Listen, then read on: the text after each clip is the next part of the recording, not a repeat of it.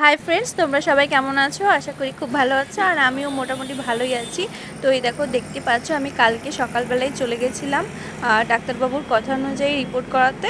তো সেখানে আমার ইউএসজি স্ক্যান ছিল। তো সেখানে আমাকে এনটি স্ক্যান করানোর কথা বলা হয়েছিল। এর আগেও আমার একটা ইউএসজি হয়েছে, সেটা তোমাদেরকে বলা হয়নি। তো এটা আমি পরের ভিডিওতে দেবো। আর এই দেখো, দেখতেই পাচ্ছ আমি জল খেয়ে খেয়ে একদম পেটটাকে ফুলিয়ে নিচ্ছি। এই যে ডাক্তারবাবু ঢুকলেন, এবার জল খেয়ে খেয়ে একদম অবস্থা খারাপ হয়ে যাচ্ছে, জানো তো। তাও তবু খেতে হচ্ছে, কি করা যাবে, কিছু করার নেই।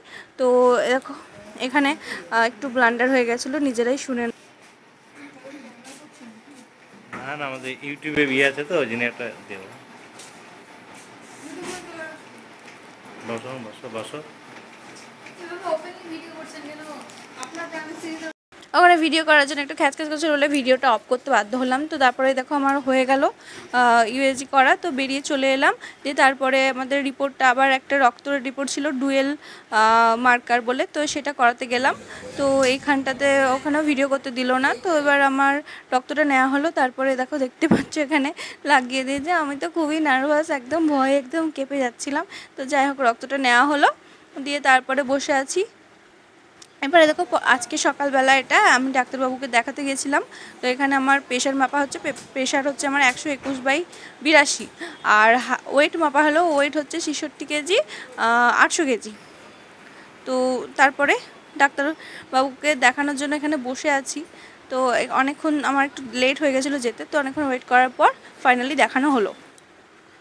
দেখতে পেলে আমি কালকে সব রিপোর্টগুলো করিয়েছিলাম। তো আজকে সকালবেলায় ডাক্তার দেখিয়ে আনলাম।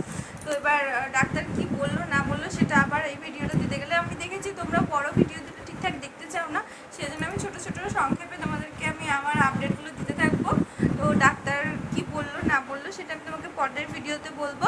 তোমরা যারা নতুন তারা সাবস্ক্রাইব করে দিও চ্যানেলটাকে, আর যারা আমার বন্ধু আছে তারা যেন অবশ্যই লাইক কমেন্ট করে দিও, ঠিক আছে? তোমাকে আমার একটা কথা বলা আছে, হ্যাপি নিউ জার্নি। তাই না আমাদের বেবি? হ্যাঁ অবশ্যই, কিন্তু আমাদের বেবির জন্য হ্যাঁ আমরা বাবার মা হতে চলেছি, তাই না? তো আমাদের একটা অন্যরকম ফিলিংস হচ্ছে। বন্ধুরা আমাকে জন্য আরো আরো অনেক বেশি ভালোবাসা দিবা, কেননা এখন আমার অনেক ভালোবাসা মানে একদিকে কি বলতো, আমার ভয়ও করছে যে কি, মানে তুমি এমনিতেই খুব নার্ভাস, আমার খুব ভয় লাগছে। মানে তারপরেও একটা মনে খুশি হচ্ছে যে না, মানে আমরা একটা নতুন জীবন আমরা শুরু করব, তাই না? মানে একটা বিশাল এক্সাইটমেন্ট আমার ভিতরে, বিশাল একটা ভয় মিশ্রিত এক্সাইটমেন্ট, তাই না? বিশাল। যাই হোক, সব বন্ধুরা সত্যি বলছি, তোমরা কিন্তু আমাকে অনেক বেশি ভালোবাসা দিবা, ঠিক আছে? কারণ এখন আমার অনেক ভালোবাসার দরকার আছে, আর ভালোবাসার দরকার, সাপোর্টের দরকার। আর আমাদের উপর ভগবান যেন আমাদেরকে সবকিছু ঠিকঠাক রাখে, এটাই আমরা প্রার্থনা করি। তোমরাও সেই প্রার্থনাটা করো আমাদের জন্য অন্তত। তো প্লিজ এটুকু করবে, হ্যাঁ।